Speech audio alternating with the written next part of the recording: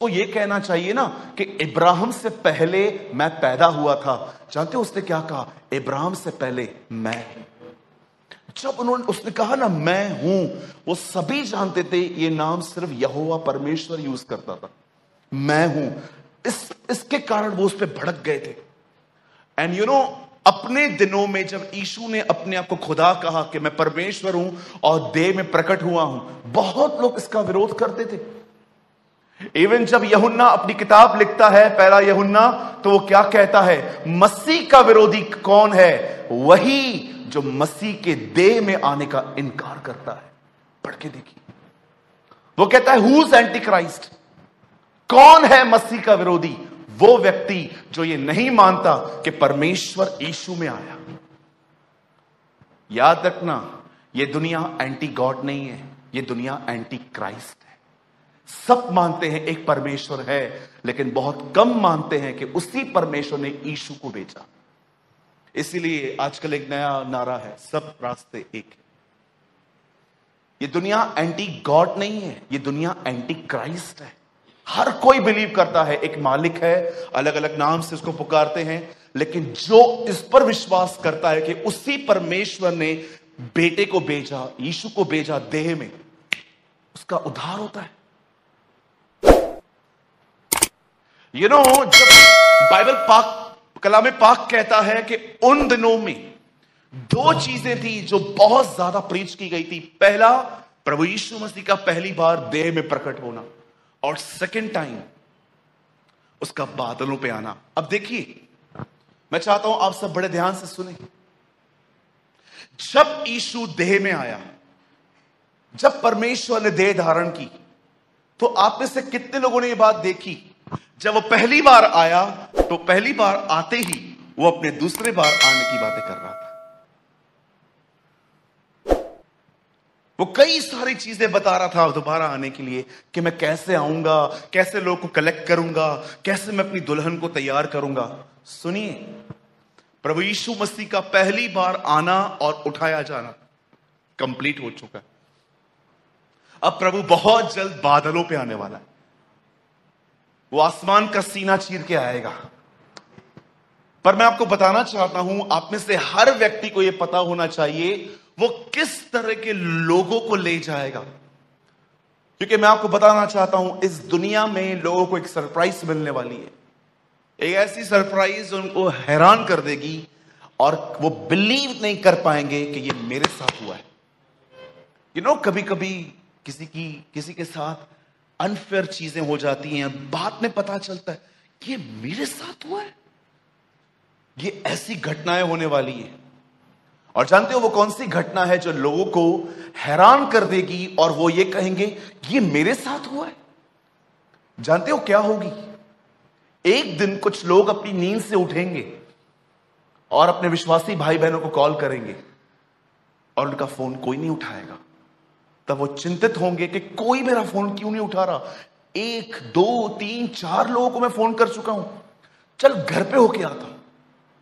और कुछ लोग जब अपने विश्वासी भाई बहनों से घर मिलने के लिए जाएंगे, तो जानते हो उनके घरों में सिर्फ रोना होगा। और रोते रोते जानते हो वो आपको क्या कहेंगे? हम सुबह उठाने गए थे इसे, ये अपने कमरे में नहीं है, इससे जो कपड़े पहने थे वो कपड़े सिर्फ यहां पड़े। तब आपको पता चल जाएगा सब उठा लिए गए हैं, मैं रह चुका हूं। Not hallelujah. आप चाहते हो आपके साथ ऐसा हो, पर ये होने वाला है। This will happen. क्यों कह रहा हूं मैं इतना श्योरिटी के साथ कि कुछ लोग के साथ ये होगा? क्योंकि मैं कुछ लोगों के जीवनों को जानता हूं और मैं ये कह सकता हूं वे बिल्कुल तैयार नहीं है। आप सोचो, जो व्यक्ति चर्च में टेम्पर खो सकता है अपना भरी सभाओं में, उसकी घर की हालत क्या होगी? जो व्यक्ति पब्लिकली इतना स्पॉइल्ड है, सोचो उसकी पर्सनल लाइफ क्या होगी। मैं एक दिन इमेजिन कर रहा था, प्रभु समझ कोई रह जाता है, उसे पता ही नहीं चलता, तू आया उठा के लेके गया सबको, इसको पता कैसे चलेगा? इसे तब पता चलेगा जब इसको मालूम पड़ेगा कि मैं जिनसे रोज मिलता हूं वो उठा लिए गए हैं। ब्रदर नहीं, ये आप अपनी बातें कह रहे हो। उन दिनों में एक चक्की की आटे को पीसती रहेगी, दूसरी उठा ली जाएगी। दो लोग खेत में काम करते होंगे, एक उठा लिया जाएगा, एक रह लिया जाएगा। इवन यीशु ने तो साफ कहा 5 कुंवारियां रह जाएंगी, 5 उठा ली जाएंगी। मैं कभी कभी सोचता हूं बहनों भाइयों, प्रभु यीशु मसीह का ये मैसेज कि वो आ रहा है, मुझे लगता है हम में से हर व्यक्ति को अपने कुर्सी से 2-2 फुट उठ उठ के जंप मारने चाहिए हमें। वाओ, ये मुझे आज भी याद है, मैं एक सिटी में था, मैंने वहां पर एक भरी सभा में कहा प्रभु यीशु आ रहे हैं। वो सब खड़े होके तालियां बजाने लग गए, एक दूसरे को गले मिलने लग गए। मैंने बोला मैंने क्या बोल दिया ऐसा? तब मुझे प्रभु ने कहा, सूरज पता ये आनंद क्यों कर रहे हैं? मैंने कहा क्यों प्रभु? सब तैयार है, लेकिन ये क्यों डर रहे हैं? क्योंकि इन्हें पता है इनके जीवनों में गड़बड़ियां हैं। याद रखिए, हबक्कू कहता है जब तक प्रजा अपना पाप न माने, यहोवा अपने स्थान पर नहीं लौटेगा। Do you know this is a word in the Bible? जब तक एक मनुष्य अपना पाप नहीं मानेगा, लिखा है यहोवा अपने स्थान पर वापस नहीं लौटेगा। पुराने नियम के नबियों ने इस्राएल को एक दिन यह कहा था। आज मैं आपसे पूछना चाहता हूं, 666 क्या है, चिप क्या है, एंटी क्राइस्ट क्या है, वन वर्ल्ड गवर्नमेंट क्या है? एक हद तक इन बातों को समझना कोई बुरी बात नहीं है, पर मैं आपसे पूछना चाहता हूं, ऐसा तो नहीं है कि आप सिर्फ ज्ञान में बढ़ रहे हैं पर आपकी तैयारी शून्य है? और आपको पता है इन दिनों में तो कुछ लोग जानते हैं किस बात के खुश हैं? इस बात में पास्टर का हाथ मुझ पर है। मैं एक भाई को जानता हूं, बाहर रहते हैं, वो आउट ऑफ मतलब महाराष्ट्र रहते हैं, वो गुटखा खाते हैं, प्रभु में ही है। तो एक दिन मैंने उनसे पूछा, भाई आप गुटखा खाते हो?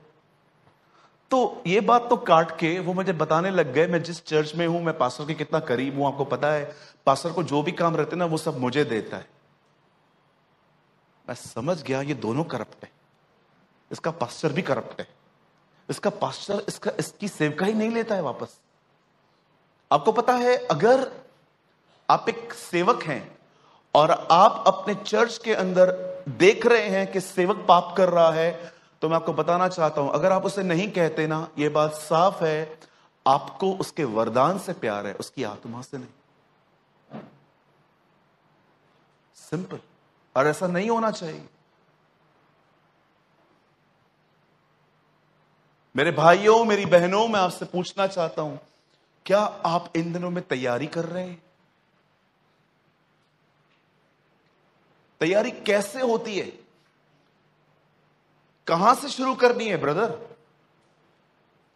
हम तो यही कहते हैं, बस उठते हैं, प्रेयर करते हैं, कुछ समय पाप भी मान लेते हैं खुदावन के सामने, उसके बाद हम अपनी शरीयत को उठा के हम परमेश्वर के वचन को पढ़ लेते हैं। ब्रदर आप संडे आप देखो, हम आपके सामने रहते हैं। मैं कहता हूं ये तैयारी छोड़ो, तैयारी का त भी नहीं है। आइए मैं आपको कुछ समझाना चाहता हूं, और मुझे लगता है ये आपको अच्छा नहीं लगेगा, लेकिन ये आपके लिए बहुत अच्छा है। बोलिए मेरे पीछे, जो चीजें अच्छी नहीं लगती वो जीवन के लिए बहुत अच्छी होती है ना? कभी आप डॉक्टर के पास देखे थे, वो एक दवाई मिलती थी पिंक कलर की, रेड मरून, जो हम पीते ही नहीं थे, बाहर ही फेंक देते थे, बहुत कड़वी होती थी। मुझे आज भी याद है, एक दिन मुझे टाइफाइड हुआ था, मुझे बुखार हुआ था, मैं डॉक्टर के पास गया तो उन्होंने कुछ, हमारे डॉक्टर बहुत अच्छे थे, वो एक 3 ही गोलियां रहती थी उनकी, पिंक येलो व्हाइट, हर एक को वही दे देते थे। एक दिन तो मैं उनको देख के मैंने बोला मुझे क्या हुआ है देखो, तो उन्होंने देखा, मैंने कहा आप दवाई मत दो, मैं ले लेता मैंने डिब्बे खोले मैंने कहा यही है ना? बोला हाँ सबके पास यही है। तो उसके बाद एक दवाई दी उन्होंने पिंक कलर की, तो मैं डिस्पेंसरी से बाहर निकल के उसको फेंक देता था कि ये मैं नहीं पीऊंगा, कुछ भी हो जाए, मैं मर जाऊंगा टाइफाइड में, लेकिन पीऊंगा नहीं। कड़वी होती थी बहुत। लेकिन गोलियां मैं ले लेता था। एक दिन मुझे 3 दिन के गोलियां लेने के बाद भी मैं ठीक नहीं हुआ, मेरा वजन कम हो रहा था। 3 दिन में मेरी शर्ट्स जो है ना ऐसे एकदम ढीली हो गई। तो फिर 3-4 दिनों में इतना मैं पतला हो गया, इस बुखार ने मुझे इतना पिघला दिया 3-4 दिनों में। तो मैं डॉक्टर के पास फिर गया, तो डॉक्टर ने बोला क्या हुआ? मैंने कहा क्या होगा, दिखता नहीं है क्या, इतना पतला हो गया हूं मैं, इतना मुझे बुखार है। तो उन्होंने दवाई ली थी? मैंने कहा हाँ ली थी। तो बोला कौन सी ली? मैंने कहा वही जो आपने दी। बोला पीने वाली ली? नहीं। बोला क्यों नहीं ली तूने? मैंने कहा वो कड़वी है। अरे अच्छी है, उसको पी तू। उसके बाद उन्होंने मुझे वहीं पर बिठा के एक छोटे से ऐसे, वो छोटा वर्ल्ड कप आता है ना वो तोलने वाला, हाँ तो जय पता, उसमें मुझे पिलाई। अगले दिन ठीक हो गया मैं। बोलिए मेरे पीछे वो चीजें बहुत अच्छी होती हैं जो हमें अच्छी नहीं लगती।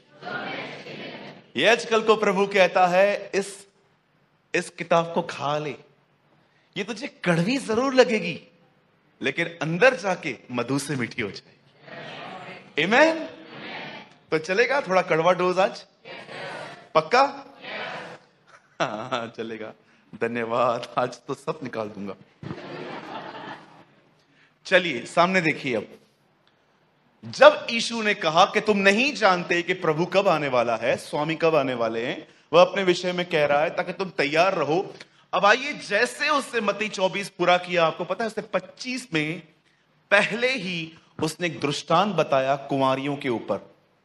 सुनिए, उसके बाद उसने एक और दृष्टांत बताया जिसमें वो जो एक सेकंड मैं टाइटल खाली बता देता हूं, तोड़ों का दृष्टांत। और उसके बाद उसने कहा कि कैसे मैं लास्ट डे में लोगों को बुलाऊंगा, कहूंगा मैं भूखा था, प्यासा था। अब यहां देखिए,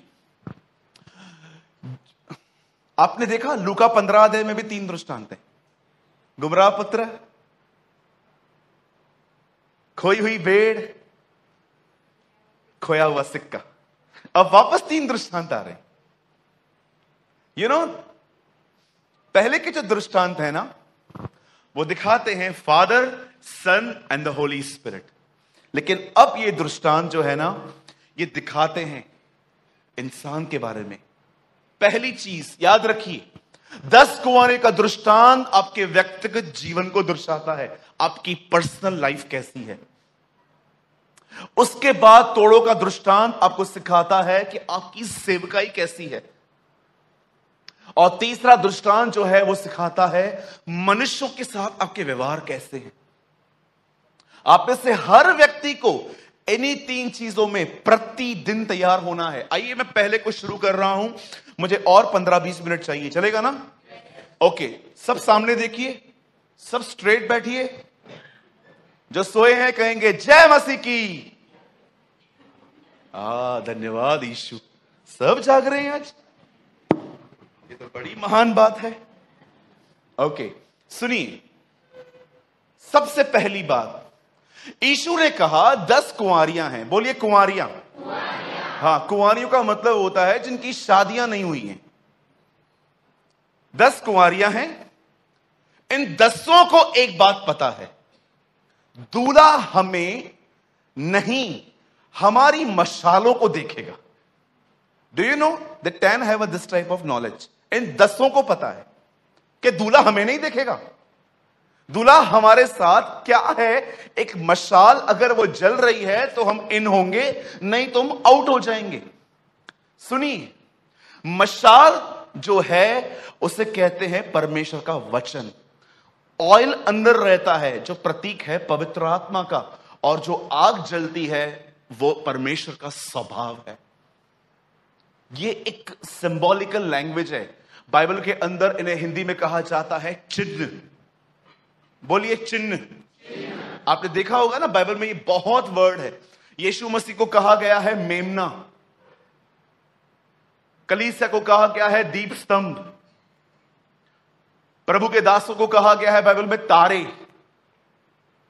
क्रोध को कहा गया है कटोरा। ये सिंबॉलिकल लैंग्वेज है। ये आजकल कहता है मैंने पहिए में पहिया देखा, चर्च के अंदर चर्च। आपको पता है रियल चर्च कहां है? आपके अंदर, पहिए के अंदर पहिया। वैसे ही यीशु समझा रहा था, ये एक सिंबॉलिकल लैंग्वेज है, ये चिन्ह है। मेरे भाइयों, मेरी बहनों, ये एक ऐसा दृष्टांत है जो सबसे पहले आपसे पूछता है, आप कितना भी कुछ भी करो, क्या भी करो, आपसे एक बात पूछना चाहता हूं, क्या आपकी मशालें जल रही हैं? अब आप कहोगे भैया ऐसा क्यों कह रहे हो? सुनिए, यहां देखिए, बताइए, जब इन सबने देखा कि दूल्हे के आने में लेट हो रही है, तो कलाम पाक कहता है ये सो गई। आपको पता है, जब दूल्हे के आने का टाइम हो गया, जब धूम मची, तब ये उठ गई। आप इससे कितने लोग ये बात जानते हैं? उन जो तैयार थी, वो क्यों तैयार थी? लिखा है उनकी कुप्पियों में तेल थे। बोलो कुप्पी। उसमें क्या था? तेल। इन दिनों में कुप्पी क्या है? आपका भीतर, और उसमें पवित्र आत्मा। वे अंदर से भरे हुए लोग थे। भले ही बाहर से वो बड़े साधारण लोग थे, पर वे अंदर से भरे हुए लोग थे। ये पहला दृष्टांत आपको बताता है आपका व्यक्तिगत जीवन कैसा है। देखो, आप में से यहां पर जितने भी लोग आए हैं, मैं आपको लिख के दे सकता हूं, आप में से कोई भी यहां पर शारीरिक व्यभिचार में नहीं होगा। आप में से कोई यहां पर किसी की हत्या नहीं करता होगा। मैं आपको लिख के दे सकता हूं, आप में कोई नहीं होगा जिसके अंदर ये ख्याल है कि मैं किसी बैंक को लूटूंगा। हम मसीह लोग सारे बड़े बड़े पापों पे जल्दी जय पा लेते हैं, लेकिन जानते हो, ऐसा भी हो सकता है कि आप इन बड़े बड़े गुनाहों से दूर हो, लेकिन इनसाइड एक फरीसियों का जीवन जी रहे हो। फरीसियों के जीवन में सबसे खतरनाक बात क्या होती थी? विदाउट दूसरे का सुने, एक ही का सुन के वो न्याय करते थे। किसी ने आपको स्टोरी बताई, ये ऐसा है, ये ऐसा है, ये ऐसा है, जिसके बारे में वो बात कर रहे हैं, उससे मिले हो तुम उससे मिले हो? नहीं, तुम्हारे अंदर एक अपनी विचारधारा है कि हां ये सही होगा। बहुत सारे लोगों ने स्मोकिंग बंद कर दी है, लोगों का न्याय करना बंद नहीं किया है। बहुत सारी बहनें हैं जो किसी को मारती नहीं है, लेकिन अंदर ही अंदर इतना जलती रहती हैं, इतनी जलन है, और जलन के अंदर ही वो कुछ भी बोलती रहती है। किसके थे ये भी? याद रखिए, कुप्पियों में तेल नहीं था, मशाल जल रही थी। Outside testimony was very good, बाहर से सब लोग आपको धर्मी समझते थे। ओ, आपके एक्शंस कितने पवित्र हैं, होली हैं, बैठने के तरीके, आप सब भाई बाइबल लेके आते हैं। आप बहुत अच्छे से जानते हैं कि आप अंदर में क्या है। क्या आपकी कुप्पियों में तेल है? ये एक व्यक्तिगत जीवन है। याद रखिए, आप बाहर से नहीं, आप अंदर से कैसे हो, ये मात्र परमेश्वर जानते हैं। और याद रखिएगा, हमेशा याद रखिएगा, अविश्वासियों के 1000 झूठ, खुदा के सामने एक झूठ है। विश्वासी का एक झूठ, खुदा के सामने 1000 झूठ है। Remember always your life. अगर एक अविश्वासी 1000 झूठ बोले ना, तो खुदा जानते क्या कहेगा? एक ही है। क्यों? वो मुझे जानता ही नहीं है। लेकिन आप में से जितने भी लोग अगर एक झूठ कहेंगे ना, खुदा कहेगा आपने 1000 झूठ बोल दी। क्यों? क्योंकि आप सब जानते हैं। मैं आज शाम को लेटा हुआ था, मैं कार में आराम से मैं आ रहा था, मैं प्रभु को कह रहा था, प्रभु मुझे कुछ वचन दे। मैं बहुत लोगों को देखता हूं, बहुत आसानी से झूठ बोल देते। जॉब को पाने के लिए झूठ, हवलदार से 100 रुपया ज्यादा देने के लिए झूठ, अलग फॉल्स इंप्रेशन देते हैं। याद रखिए, इस दुनिया में प्रभु यीशु मसीह की कलीसिया में पहली मौत व्यभिचार के कारण नहीं, फॉल्स इंप्रेशन देने के कारण मरी थी, हनन्याह और सफीरा की। हमेशा याद रखिए, कहीं ऐसा तो नहीं है आप भीतर एक रॉटन लाइफ जी रहे हैं, लेकिन आपका इंप्रेशन ऐसा है कि हर कोई आपको धर्मी समझता है। आपको मैं बताऊं, इस हॉल में एक ऐसा व्यक्ति मौजूद है, इस हॉल में जो पहले ऐसी जिंदगी जीता था, और अगर आप जानना चाहते हो वो कौन है, तो आपके सामने खड़ा है, मैं हूं। मैं ऐसी जिंदगी जीता था, सालों तक मैंने ऐसी पाखंडी भरी जिंदगी जी है, जब तक मुझे होल ट्रुथ नहीं पता चला कि मेरी डेस्टिनी यीशु की तरह बनना है। मुझे लगता था नॉर्मल है, क्योंकि मेरे साथ रहने वाले भी करते थे ये सब। कहीं ऐसा तो नहीं है आप एक फॉल्स इंप्रेशन दे रहे हो इन दिनों में? आपको अच्छे से पता है जैसा मैं पास्टर के सामने प्रकट करता हूं, एक्चुअली मैं वैसा नहीं हूं। मेरा बेटा, मेरी बेटी, मेरे घर वाले जानते हैं मैं कैसा हूं। जानते हो, ये वो लोग हैं जिनके कुप्पियों में तेल नहीं है इन दिनों। मात्र मशाल जल रही है, ऊपर की गवाही, लेकिन भीतर अगर जाया जाए तो तेल ही नहीं है। मुझे आज भी याद है, एक दिन एक बहुत सीनियर पास्टर मेरे सामने आई, मेरा बॉडी लैंग्वेज ही चेंज हो गया उनके सामने। मैं उनको ऐसा दिखा रहा था कि जैसे मैं आपसे भी आगे हूं। मुझे प्रभु ने कहा, तुझे कुछ भी करने की जरूरत नहीं है, तू जैसा है वैसा रहे। काय को दिखाता है उसको तू ऐसा करके? वो तेरा परमेश्वर है।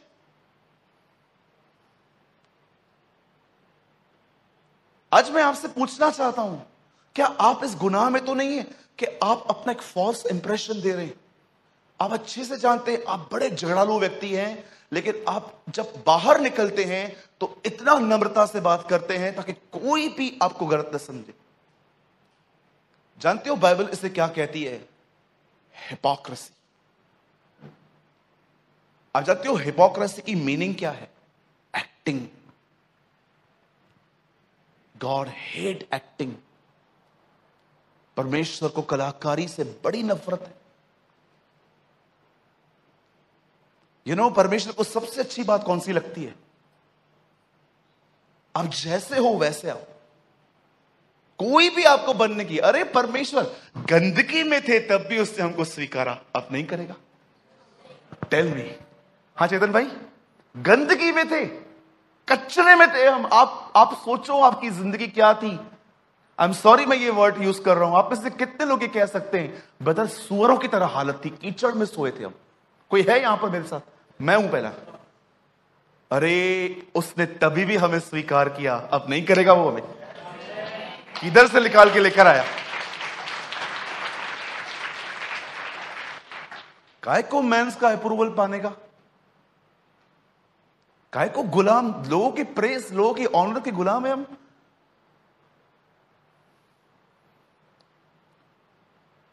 आपको पता है कुछ लोग मुझे पसंद नहीं करते हैं, जानते हो कारण क्या है? लीडर्स, कुछ लीडर्स मुझे पसंद नहीं करते। उसका मेन कारण जानते हैं क्या है? मैं हमेशा कहता हूं, if you are a pastor don't behave like God. अगर आप एक पास्टर हैं तो अपने आप को यह न समझो कि परमेश्वर की तरह लोग आपसे चले। यीशु ने साफ कहा, तो किसी को पिता न कहना। इसका मतलब क्या है? तो किसी को वो जगह मत देना जो तेरे स्वर्गीय पिता की है। सिंपल। मैं हमेशा कहता हूं पास्टरों से, हमें ऑर्डिनरी भाइयों की तरह रहने की जरूरत है। मैं हमेशा कहता हूं तुम किसी के पैर नहीं धो सकते ना, ठीक है काम करो। जब तुम्हारे चर्च से लोग लीव होते हैं ना, आपको पता है उनकी चप्पल कौन सी है? उनकी चप्पलों को उठा के दिया करो। ये तो करो कम से कम। मैं नहीं सोचता कभी भी कलीसिया के अंदर कोई, मुझे आज भी याद है उस दिन मैं चर्च लीव कर रहा था, एक आंटी खड़ी थी, बेचारी बहुत ओल्ड थी, चश्मा पहना हुआ था, चप्पल ढूंढ रही थी, मिल ही नहीं रही थी उसकी चप्पल। मैं देख रहा था, मैंने कहा आंटी कौन सा है, ब्राउन है ब्लैक है? ब्लैक है। मैंने 3-4 चप्पल हाथ को उठाई, इसमें से कोई है? बोला हाँ ये। मैं कहा लो पहनो। अरे फिर क्या हुआ? मैं क्यों वेट कर रहा हूं कि कोई मेरे को चप्पल ढूंढ